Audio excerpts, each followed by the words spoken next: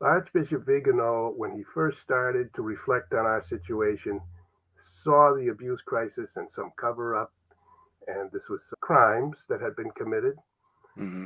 And he started to call for the exposure of this and the justice to be done with regard to these things. But what he slowly came to understand as he passed through that phase back in 2018 into 2019, he saw increasingly that the abuse was not just a personal and physical sin, but it was against doctrine. There was an abuse Hmm.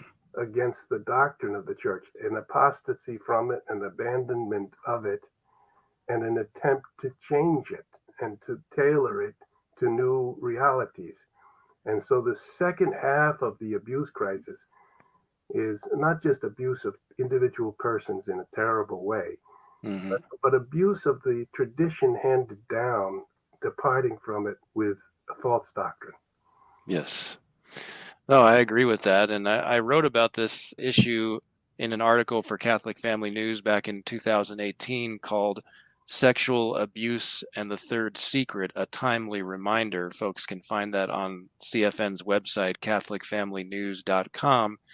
And I reflected a little bit on, first of all, the message, the third secret, based on testimony from numerous well placed, I don't know if eyewitnesses is the right word, if they actually saw the full text of the third secret, because we know that it does contain words of Our Lady that have never been published. That's another part of this mystery. Yes. But several very credible witnesses say that, for example, Cardinal Silvio Odi, who died in 2001, he was a Vatican diplomat, a personal friend of Pope John the 23rd, from whom he knew certain details concerning the third secret. This is what he said. It, meaning the third secret, has nothing to do with Gorbachev. The Blessed Virgin was alerting us against apostasy in the Mhm. church. And that's a form of sin, of course, of abandoning, revolting against the truth. In that famous scripture, Second Thessalonians, where St. Paul is talking about the coming of the Antichrist, and he says, unless there comes first a revolt, the word in Greek is apostasia, which means a turning away from God and abandoning of the faith, that kind of thing.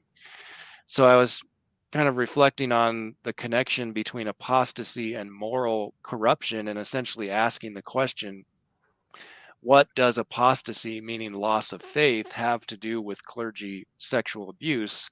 And the conclusion I reached is that it has more than we think. There's a relationship there, precisely because purity of faith and purity of heart, and ultimately of conduct, are profoundly interrelated. There's a great quote from Saint Augustine of Hippo that touches upon this truth. It's in towards the end of his treatise on faith and the creed, and I think it's quoted in the Catechism of the Catholic Church. I don't recall the exact paragraph number, but I give the quote in my article. It says, "This is the faith which in few words is given in the creed to Christian novices to be held by them, and these few words are known to the faithful, to the end, in other words, for the purpose that in believing they may be made subject to God, that being made subject they may rightly live, that in rightly living they may make the heart pure, that with the heart made pure they may understand that which they believe."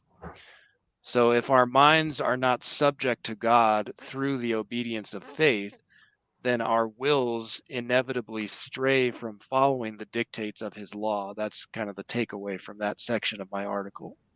Absolutely.